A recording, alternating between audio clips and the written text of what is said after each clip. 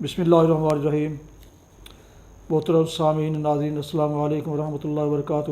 امید ہے آپ اللہ تعالیٰ کے فضل و کرم سے خیریت سے ہوں گے۔ اللہ تعالیٰ آپ کو، آپ کے اہل خانہ کو ہمیشہ اپنی حفظ و امان میں رکھے۔ راہ ہدایت و نجات کی سلسلے کا وراگ القرآن و حدیث پیش کرنے جا رہا ہوں۔ شروع کرنے سے پہلے گزارش ہے کہ اگر آپ نے ابھی تک میرے یوٹیوب چینل کو سبسکرائب نہیں کیا تو سبسکرائب کر کے، لائک کر کے، شیئر بھی کر لیں اور بیل آئیکن کو ضرور پریس کیجیے گا تاکہ آنے والے ایسے روحانی اور قرآنی ولاگز جو روزانہ کے حساب سے میں اپلوڈ کرتا ہوں اپنے چینل پر، وہ آپ تک اور دوستوں تک باقاعدہ اور بروقت پہنچتے رہیں۔ تو شروع کرتے ہیں القرآن و حدیث۔ اعوذ باللہ من الشیطان الرجیم، بسم اللہ الرحمن الرحیم۔ وَإِذْ أَنْجَيْنَاكُمْ مِنْ آلِ فِرْعَوْنَ يَسُومُونَكُمْ سُوءَ الْعَذَابِ يُقَتِّلُونَ أَبْنَاءَكُمْ وَيَسْتَحْيُونَ نِسَاءَكُمْ وَفِي ذَلِكُمْ بَلَاءٌ مِّن رَّبِّكُمْ عَظِيمٌ۔ وَوَعَدْنَا مُوسَىٰ 30 لَيْلَةً وَأَتْمَمْنَاهَا ب10 فَتَمَّ مِيقَاتُ رَبِّهِ 40 لَيْلَةً وَقَالَ مُوسَىٰ لأخيه هارون اخلفني في قومي وأصلح ولا تتبع سبيل المفسدين۔ صدق اللہ العظیم۔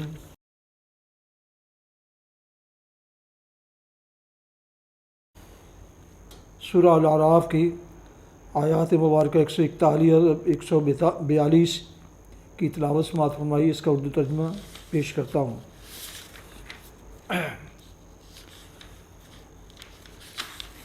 اور اللہ فرماتا ہے، وہ وقت یاد کرو جب ہم نے فرعون والوں سے تمہیں نجات دی، جن کا حال یہ تھا کہ تمہیں سخت عذاب میں مبتلا رکھتے تھے، تمہارے بیٹوں کو قتل کرتے اور تمہاری عورتوں کو زندہ رہنے دیتے تھے، اور اس میں تمہارے رب کی طرف سے تمہاری بڑی آزمائش تھی۔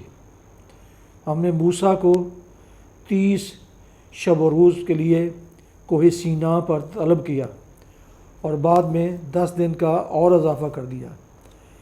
اس طرح اس کے رب کی مقرر کردہ مدت پورے 40 دن ہو گئی۔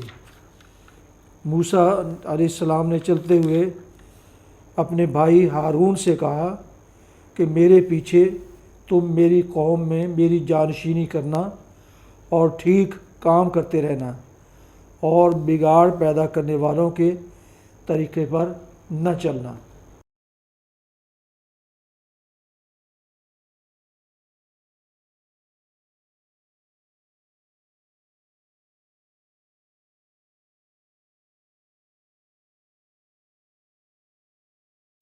تلاوت کی گئی آیات مبارکہ کی تفسیر۔ اس طرح اس کے رب کی مقرر کردہ مدت پورے 40 دن ہو گئی۔ مصر سے نکلنے کے بعد جب بنی اسرائیل کی غلامانہ پابندیاں ختم ہو گئیں اور انہیں ایک خود مختار قوم کی حیثیت حاصل ہو گئی تو حکم خداوندی کے تحت حضرت موسیٰ علیہ السلام کو کوہ سینا پر طلب کیے گئے تاکہ انہیں بنی اسرائیل کے لیے شریعت عطا فرمائی جائے۔ چنانچہ یہ طلبی جس کا یہاں ذکر ہو رہا ہے اس سلسلہ کی پہلی طلبی تھی، اور اس کے لیے 40 دن کی میعاد اس لیے مقرر کی گئی تھی کہ حضرت موسیٰ علیہ السلام ایک پورا چلہ پہاڑ پر گزاریں اور روزے رکھ کر شب و روز عبادت اور تفکر و تدبر کر کے اور دل و دماغ کو یکسو کر کے اس قول ثقیل کے اخذ کرنے کی استعداد اپنے اندر پیدا کریں جو ان پر نازل کیا جانے والا تھا۔ حضرت موسیٰ علیہ السلام نے اس ارشاد کی تعمیل میں کوہ سینا جاتے وقت بنی اسرائیل کو اس مقام پر چھوڑا تھا جو نبی صالح اور کوہ سینا کے درمیان بنی صالح اور کوہ سینا کے درمیان وادی شیخ کے نام سے موسوم ہے۔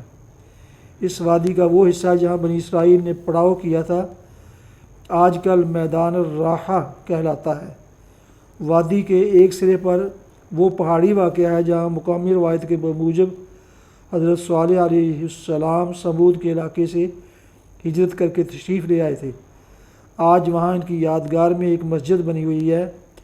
دوسری طرف ایک اور پہاڑی جبل ہارون نامی ہے، جہاں کہا جاتا ہے کہ حضرت ہارون علیہ السلام بنی اسرائیل کی گوشالہ پرستی سے ناراض ہو کر جا بیٹھے تھے۔ تیسری طرف سینا کا بلند پہاڑ ہے، جس کا بالائی حصہ اکثر بادلوں سے ڈھنکا رہتا ہے اور جس کی بلندی 7359 فیٹ ہے۔ اس پہاڑ کی چوٹی پر آج تک وہ کھوہ زیارت گاہ عام بنی ہوئی ہے جہاں حضرت موسیٰ علیہ السلام نے چلہ کیا تھا۔ اس کے قریب مسلمانوں کی ایک مسجد اور عیسائیوں کا ایک گرجا موجود ہے، اور پہاڑ کے دامن میں رومی قیصر جسٹینین کے زمانہ کی ایک خانقاہ آج تک موجود ہے۔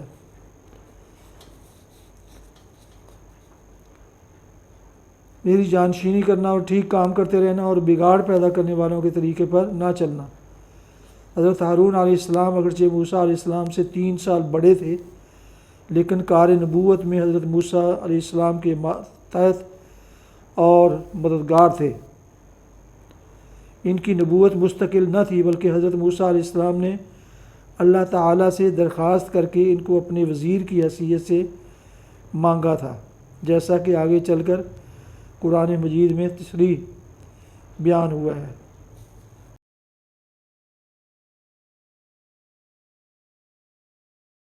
حدیث مبارکہ حضرت ابو ہریرہ رضی اللہ عنہ سے روایت ہے، رسول اللہ صلی اللہ علیہ وسلم نے جمعے کے دن کا ذکر کیا تو ارشاد فرمایا، اس میں ایک ایسی گھڑی ہے کہ جس مسلمان بندے کو وہ میسر آ جائے اور وہ کھڑا ہوا نماز پڑھ رہا ہو تو وہ اللہ تعالیٰ سے جس چیز کا سوال کرتا ہے اللہ تعالیٰ اسے ضرور عطا فرما دیتا ہے۔ اور آپ نے اپنے ہاتھ سے اس گھڑی کے مختصر ہونے کا اشارہ فرمایا۔ صحیح بخاری کتاب الجمع حدیث نمبر 935۔ فوائد: اس میں جمعے کے دن کی ایک اور فضیلت کا بیان ہے کہ اس میں ایک ایسی گھڑی ہے کہ اس میں کی گئی دعا اللہ تعالیٰ ضرور قبول فرماتا ہے۔ یہ گھڑی مختصر سی ہوتی ہے اور اس کا وقت بھی نہیں بتلایا گیا، اس لیے جمعے والے دن کثرت سے اللہ کا ذکر اور اس سے دعا و مناجات کا اہتمام کرنا چاہیے تاکہ انسان اس ساعت سعید کو پا سکے جو قبولیت دعا کی ساعت ہے۔